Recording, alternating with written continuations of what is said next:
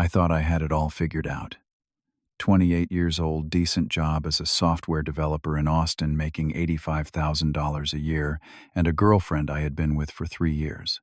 Her name was Amber, and for a while I thought we were building something real. We lived together, shared our lives, and I supported her dreams of becoming a social media influencer. But then, one night, everything changed when she looked me dead in the eye and said something I will never forget. Those words made me realize I had been living a lie, and what happened next taught both of us a lesson about value, respect, and what real options actually look like. Before I tell you what happened next, let me know where you are watching from in the comments below. Hit that like button and subscribe, because what I am about to share will show you exactly what happens when someone thinks they are irreplaceable and that you have nothing to offer. Trust me, you will want to see how this plays out. Let me give you some background so you understand how I ended up in this situation. My name is Herbert, and like I said, I was doing pretty well for myself. I worked at a mid-sized tech company in Austin, Texas. Nothing fancy but stable. I had my own apartment, a decent car, and I was saving up to buy a house someday. I was not rich, but I was responsible and had my life together. Then there was Amber. She was 26, beautiful, and had big dreams of becoming an influencer. When we first met on Bumble 3 years ago, she was working as a barista at Starbucks, making $12 an hour. We hit it off immediately. She was fun, energetic, and seemed really into me. We dated for 2 years before deciding to move in together. That is when things started to change. About a year ago, Amber quit her job at Starbucks. She told me she needed to focus full-time on building her Instagram following. She had around 15,000 followers at the time, mostly posting lifestyle photos, fashion shots, and pictures of fancy coffee drinks. I supported her decision. I mean, why not? If she could make it work, that would be amazing. So I told her I would cover the bills while she built her brand. Here is what that actually meant. I was paying $1,800 a month for our 2-bedroom apartment in North Austin. Add another $200 for utilities like electricity, water, and internet. Groceries ran about $500 a month. Then there was Amber's shopping and beauty expenses, which somehow always came out to $300 to $500 every month. Oh, and gas for her car, another $150. I was spending around $3,000 a month supporting both of us while she worked on her influencer career. What did Amber contribute? Well, she would cook occasionally, though that became less and less frequent. She did not clean much either. When I asked her to help out more around the apartment, she would say she was busy working on content creation, editing photos, engaging with her followers. The thing is, after a full year, she still had not made a single dollar from Instagram.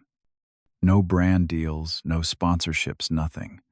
But she kept insisting she was about to have her big breakthrough. I tried to be patient and understanding. I worked from home a couple days a week, so I would see her routine.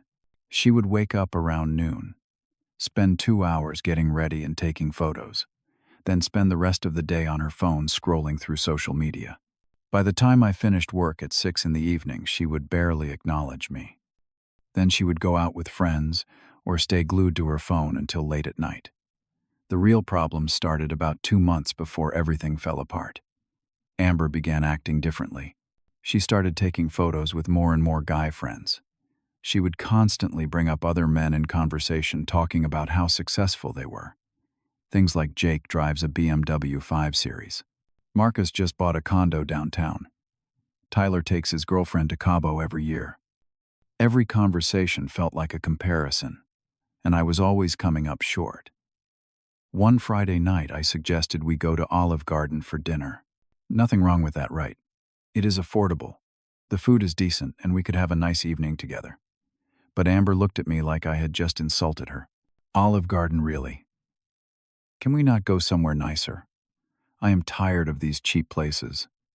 I tried to explain that we had just gone to an expensive steakhouse the week before, and I was trying to budget so we could keep saving for a house. Her response: "My followers expect to see quality content. How am I supposed to post photos from Olive Garden?" That hurt. I was working hard every day, paying for everything, and apparently my best was not good enough because it did not look impressive on Instagram. But I swallowed my feelings and suggested we just cook at home instead. She rolled her eyes and spent the rest of the evening on her phone, ignoring me completely. Then there was her phone behavior. Amber was always on her device, but lately she had become secretive about it. She would be texting someone and laughing, then quickly hide her screen when I walked by. One time I asked, "What is so funny?" She pulled her phone away and said, "Nothing, just girl talk." But I had caught a glimpse of the screen, the name Brad, with a heart emoji next to it. I felt this knot form in my stomach, but I did not want to be that jealous, controlling boyfriend. So I let it go. Things got worse. Amber started going out more often, claiming it was girls' night out with her friends. She would leave around 9 in the evening and come back at 1 or 2 in the morning, sometimes even later. When I expressed concern, she would get defensive. "Just girls' night out. You are being insecure." But I checked her Instagram stories, and there were clearly guys in the group at these nights out. When I mentioned this, she snapped at me. "They are just friends. You are being paranoid and controlling." I started to feel like I was invisible in my own home. I was paying all the bills, cooking dinner for both of us, cleaning the apartment while working a full-time job, and Amber was treating me like I was lucky she was even there. Every time I tried to bring up my feelings, she would turn it around on me. "You are too sensitive. You are being insecure. You do not understand what I am trying to build." About 3 weeks before everything exploded, Amber came home at 3 in the morning. I had stayed up waiting for her, worried something might have happened. When she finally walked through the door, I said, "Where were you?" I was worried. She looked at me with pure annoyance. "I told you I was out. Stop being controlling." Then she went straight to bed without another word. The next morning I woke up and she was still asleep at noon. No breakfast made, no cleaning done. I worked my full day, came home and had to cook dinner and clean up while she sat on the couch scrolling through her phone. I felt more like a servant she tolerated than a partner she loved. Then came the moment that changed everything. About a week later, Amber left her phone on the coffee table while she went to take a shower. It buzzed and I glanced over. The message preview was right there on the lock screen. "Brad cannot wait to see you again. Last night was amazing." My heart stopped. Amazing. Last night I felt like someone had punched me in the chest. When Amber came out of the bathroom, I asked as calmly as I could, "Who is Brad?" She froze for a second. Then her expression changed to anger. "How dare you look at my phone? That is a complete invasion of privacy." I tried to explain that I did not unlock it, the message just appeared, but she was not having it. "He is just a friend. You are being paranoid and controlling. I cannot do this anymore." Then she grabbed her purse and left. No explanation, no reassurance, just anger at me for seeing what I saw. Over the next week, Amber was completely distant. She would barely talk to me, only giving short, cold responses when I asked her anything. She spent all day on her phone, smiling and laughing at messages, but when I was in the room, her face was blank. I tried to initiate conversations, but she would just walk away or put in her earbuds. I felt like a ghost haunting my own apartment, watching someone else live there while I paid all the bills. I could not focus at work. My performance started slipping. My boss even pulled me aside to ask if everything was okay. I lied and said I was fine, but inside I was falling apart. Every night I would lie in bed next to someone who felt like a stranger, wondering how we got here and if there was any way to fix it. Finally, on a Sunday evening, I decided I had to confront the situation. I could not keep living like this. When Amber came home from wherever she had been that day, I asked her to sit down because we needed to talk. She sighed heavily like I was bothering her, but she sat down on the couch. I took a deep breath and said, "We need to talk about us. I feel like we are falling apart." She looked at me with such annoyance. "What do you want to talk about?" "How boring you are." That stung, but I tried to stay calm. "Boring. I work hard every single day to provide for us, for this life we are building together." She laughed. actually laughed at me. Provide you act like you are doing me some huge favor. Let me be clear, you are not. I felt my hands start to shake, but I kept going. I am not saying it is a favor, Amber. But I feel like I am not appreciated anymore. I pay for everything. I cook. I clean. I try to be supportive of your career. What do you contribute to this relationship? Her face turned red. I am building a career. You just do not get it because you are stuck in your mediocre little job with your mediocre little life. I tried one more time. I am not stuck anywhere. I am trying to build a future for us. I am saving money so we can buy a house one day so we can have stability. But you have been building your career for a year now with zero income. Zero. And you are comparing me to guys who drive fancy cars and go on expensive trips. I cannot compete with that because I am being responsible. Amber stood up. You know what? You are just jealous that I am going somewhere, and you are staying in the same place forever. You are comfortable being average, but I want more. I deserve more. I was still sitting there trying to process what she was saying. I said, I am not jealous, Amber.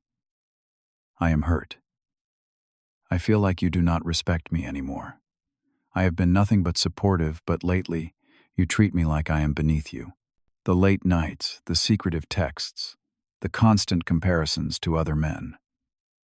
What am I supposed to think? That is when it happened. Amber turned around and looked at me with pure contempt. You want to know the truth, Herbert? Fine. I will tell you the truth. I could replace you by dinner. You are not that special. Trust me, I have got many options. The words hit me like a truck. I just sat there frozen. She kept going, pointing at her phone. See these direct messages? I get dozens every single day from guys who want to take me out. Rich guys, attractive guys, guys who actually know how to have fun and show a woman a good time. She started scrolling through her Instagram.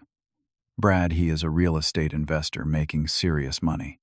Kyle owns 3 restaurants. They take me to real places, not Olive Garden like some broke college student. She looked at me with disgust. You think you are doing me a favor by paying rent and buying groceries? Please. You are just stable. That is it. Stable and boring and average. I could do so much better, and honestly I am only here because it is convenient. But do not fool yourself thinking you are special or irreplaceable. I could walk out that door right now and have a date with someone better within an hour. She paused, then added, So, if you want to keep questioning me and being insecure and controlling, maybe I should just test that theory. I sat there in complete silence. Everything I had done for 3 years, every sacrifice, every bill I paid, every time I supported her dreams, it all meant nothing to her. I was just convenient, just a placeholder, until something better came along. I felt humiliated, worthless, small. But then as I sat there absorbing her words, something shifted inside me. A clarity I had not felt in months. Why was I sitting here accepting this treatment? Why was I begging for respect from someone who clearly had none for me? I stood up slowly and looked at her. You know what, Amber? You are absolutely right. She looked surprised. What I said, you should test that theory. If you have so many options, so many guys lined up who are better than me, you should absolutely explore that. She was staring at me now, confused. What are you talking about? I kept my voice calm and even. I am saying I am done. You do not appreciate me. You do not respect me. You just told me I am replaceable, and that you are only with me because it is convenient. So I am removing myself from the equation. Go ahead and see how those options work out for you.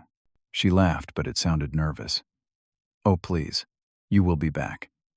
You always come back when we fight. I shook my head. Not this time. I am serious. Good luck with Brad and Kyle, and all your other options. She was still smiling like this was a joke.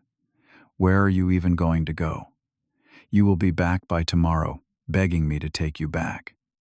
I did not respond. I walked into our bedroom and pulled out 2 large suitcases from the closet.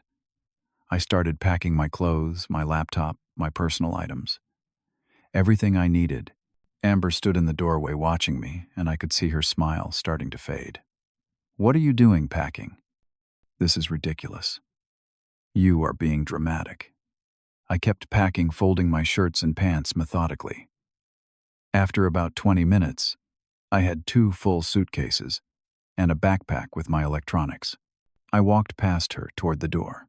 She followed me. "Wait, where are you going?" I turned around one last time. "You can keep the apartment. The lease is under your name anyway. I had you added to it 6 months ago, remember?" She looked confused. "Wait, what about rent?" I said. "That is your problem now. You have options, remember. You will figure it out." And I walked out the door. I drove to my friend Travis's place. He was a college buddy who had a 2-bedroom apartment in South Austin and lived alone. I called him on the way over and explained the situation. He told me to come right over. When I got there, he helped me carry my stuff inside. "Man, you did the right thing. She was using you. I know it hurts now, but trust me, you dodged a bullet." That night, I could not sleep. I kept replaying Amber's words in my head. "I could replace you by dinner. You are not that special." Part of me wondered if she was right. Maybe I was not special. Maybe I was just average and boring and she could do better. But Travis talked me through it. Listen, someone who truly loves you would never say those things no matter how angry they were. The fact that she could be that cruel tells you everything you need to know about her character. The next morning, I got to work on protecting myself legally and financially. First, I went to my bank and removed Amber from our joint checking account. We had opened it 6 months ago when she said it would be easier for household expenses. I also canceled the supplementary credit card I had given her. Then I called the apartment complex and informed them that I was moving out and would no longer be responsible for rent.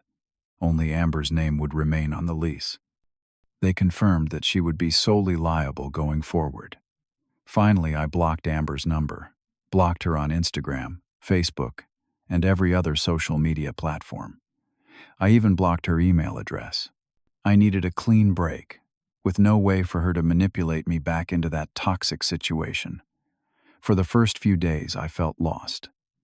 I had spent 3 years with Amber, and suddenly that chapter was completely closed. But slowly I started to feel something else. Relief. Freedom. I did not have to walk on eggshells anymore. I did not have to worry about being compared to other men.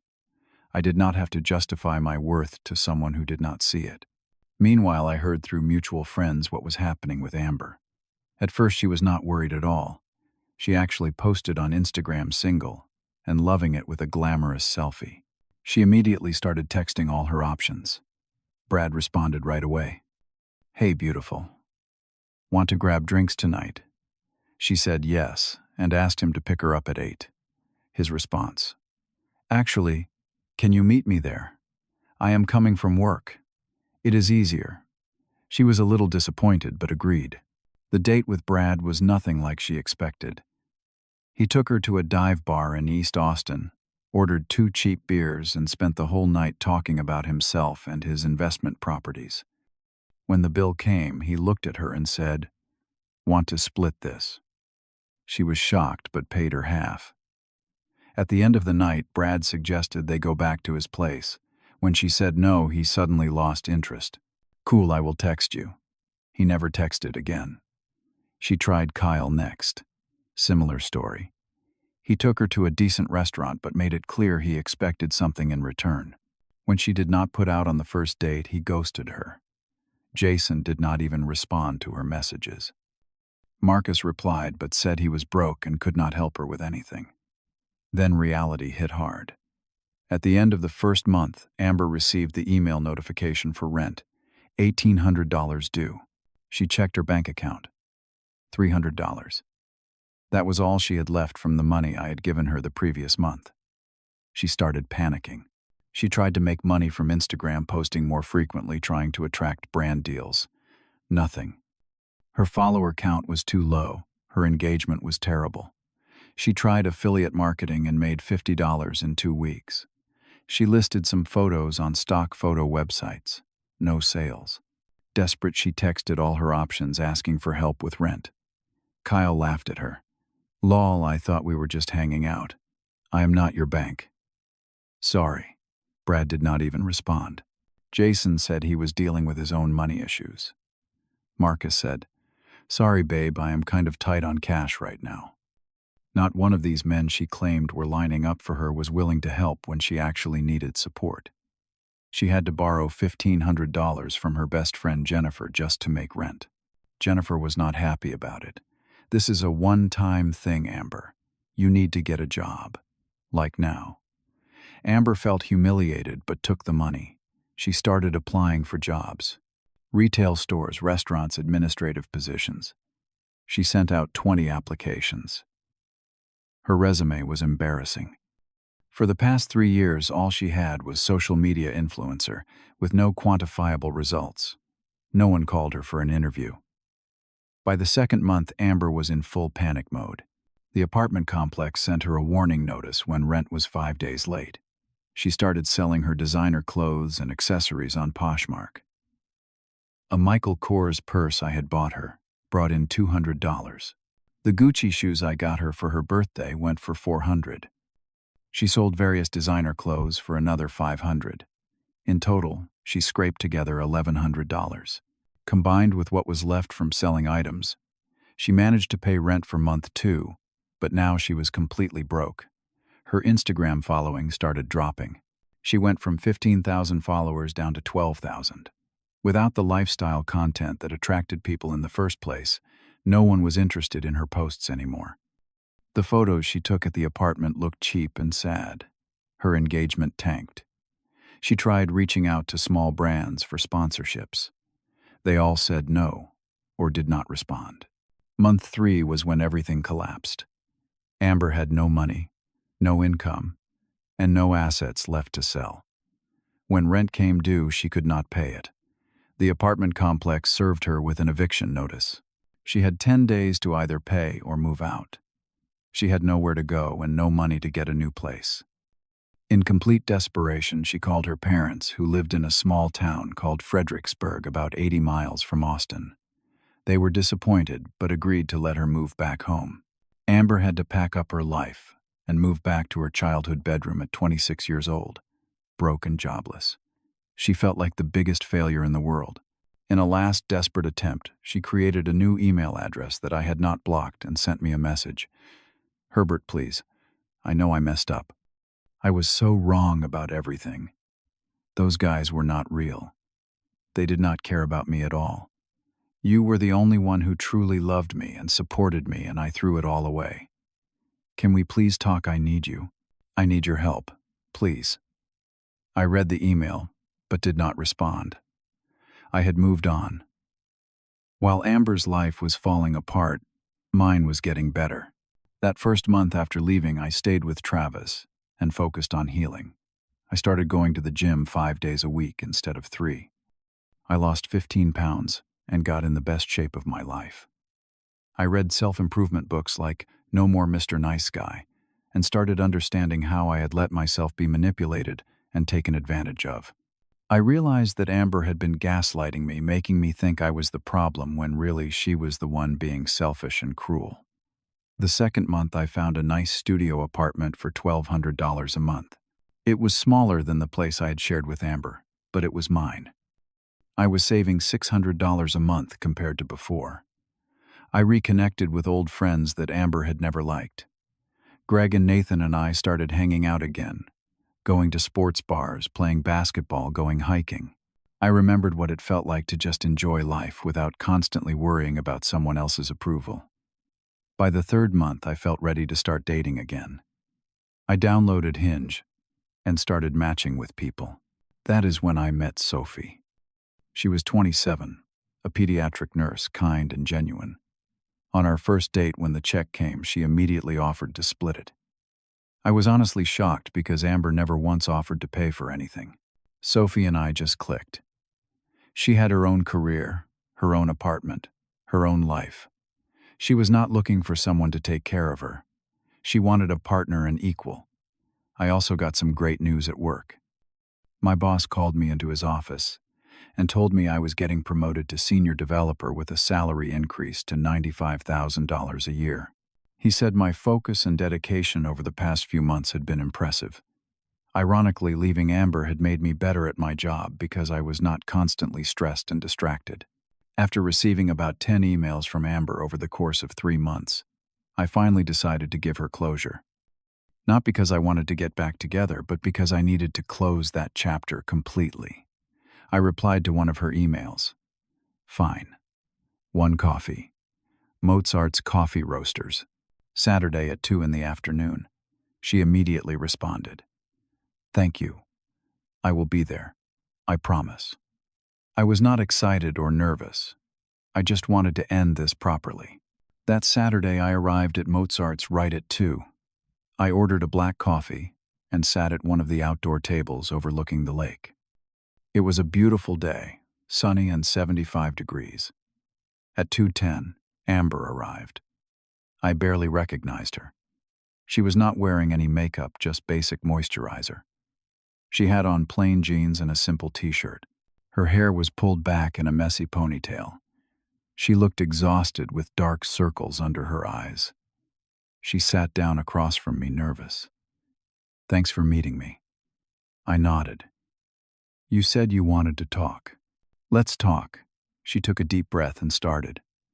I am so sorry, Herbert. I was stupid and selfish and cruel. I took you for granted. I thought I had all these options, all these guys who were better than you, but I was so wrong. Brad, he disappeared the second I would not sleep with him. Kyle laughed when I asked for help. They did not care about me. They just wanted to have fun and hook up. None of them were real. She started crying. You were the only one who actually loved me. You supported me. You took care of me. You believed in my dreams, even when they were stupid and unrealistic. And I threw it all away because I thought I could do better. I lost the apartment. I am living with my parents again. I have no job, no income, no future. My influencer dream was a joke. I wasted 3 years. I sat there listening. I was not angry anymore. I just felt sad for her. I said, I appreciate the apology, Amber. I really do. But you need to understand something. She looked up at me hopefully. Those 3 months taught me what real peace feels like. I realized I was giving everything to someone who did not value me. You did not just hurt me with your words. You made me question my worth. But leaving was the best decision I ever made. She whispered, Is there any chance? For us, I pulled out my phone and showed her a photo of Sophie and me from last weekend. We had gone to Zilker Park and taken a selfie by the water. I have moved on, Amber. I found someone who appreciates me for who I am. Sophie pays her own bills. She supports herself. She respects me. That is what I deserve. That is what everyone deserves. Amber looked at the photo, and more tears fell down her cheeks. I understand. I am happy you found someone good. You deserve that. I really hope one day I can learn from this and be a better person. I stood up to leave, but said one more thing. I hope so too. Not everyone will tolerate being treated as a backup plan or a safety net. Real love is about mutual respect and appreciation. I wish you well, Amber, but this is goodbye. I left a $5 bill on the table for her coffee and walked away. I felt complete closure. That chapter was finally truly closed. The weeks after I left Amber were the hardest. I spent a lot of nights lying awake, wondering if I had made the right choice. I kept hearing her voice in my head saying, I was not special that she could replace me by dinner. I started questioning my own value. Was I really just boring and average? But Travis kept reminding me that anyone who truly loves you would never say things like that, even in anger. Someone who cares about you builds you up. They do not tear you down to make themselves feel superior. I started reading articles and books about narcissistic relationships and emotional manipulation. I realized that Amber had been gaslighting me for months. Whenever I brought up legitimate concerns, she would turn it around and make me feel like I was the problem. I was too controlling, too insecure, too boring. But the reality was that she was using me financially and emotionally while keeping her options open with other men. I reconnected with my family too. I drove back to Houston to visit my parents more often. They sat me down one weekend, and my mom said something that stuck with me. "We never liked Amber. She changed you. You stopped calling, you stopped visiting, you seemed stressed all the time. We're just glad you are back to being yourself again." I realized I had isolated myself from everyone who actually cared about me because I was so focused on making Amber happy. A relationship should add to your life, not subtract from it. I spent more time with my old college friends, Greg and Nathan. We went camping in Big Bend National Park, watched football games, played video games, did all the things Amber used to call lame and boring. But you know what? I had forgotten how much I enjoyed those simple things. I did not need fancy restaurants and Instagram-worthy experiences to be happy. I just needed genuine connection with people who valued me. At work, I threw myself into learning new skills. I volunteered for a side project involving artificial intelligence and machine learning. My manager noticed my initiative, and 3 months after I left Amber, he promoted me to senior developer with a $10,000 raise. He told me, "You have been really focused lately. Whatever you are doing, keep it up. Great work." It was validation that I was doing fine on my own. Better than fine, actually. Looking back on everything, I learned some crucial lessons. First, your self-worth cannot come from another person's validation. I used to think I needed Amber's approval to feel valuable. But my worth does not come from someone who takes me for granted. It comes from knowing who I am and what I bring to the table. I work hard. I am loyal. I am supportive. Those are valuable qualities. If someone cannot see that, it is their loss, not mine. Second, red flags need to be acknowledged, not ignored. I saw the signs. The late nights, the secretive texts, the constant comparisons to other men, the way she talked down to me. But I ignored all of it because I was afraid of being alone. Now I know that being alone is infinitely better than being with someone who disrespects you. Loneliness is temporary. Self-respect is forever. Third, Amber was technically right about one thing. Anyone can be replaced. But that completely misses the point. A real relationship is not about whether you can find someone else. It is about choosing not to because you value what you have. It is about loyalty, respect, and genuine partnership. You do not stay with someone because you have no other options. You stay because you want to, because they make your life better, because you are a team. Fourth, actions speak louder than words. I did not need revenge. I did not need to hurt Amber back or prove anything to her. I just needed to remove myself from a toxic situation. Her downfall was not my doing.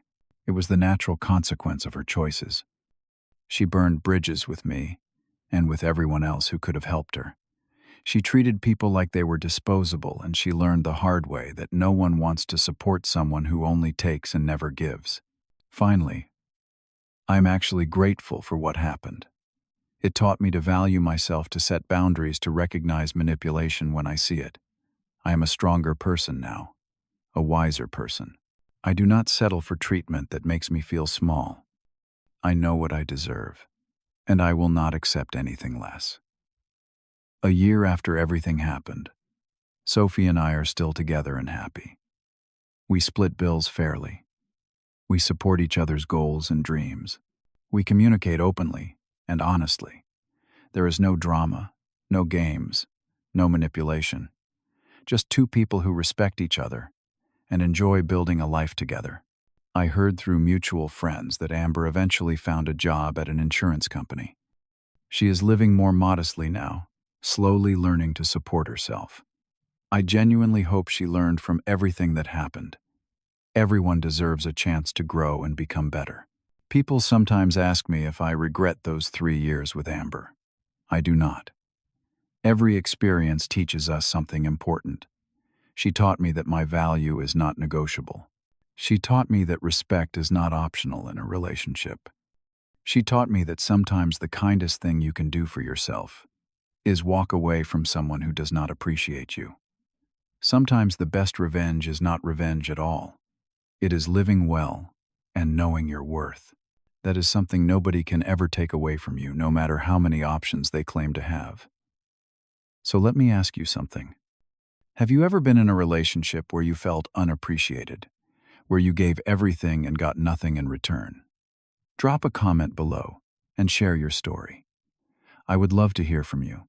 And if this story resonated with you, please hit that like button and subscribe to the channel for more real-life stories like this one. Share this video with someone who might need to hear it.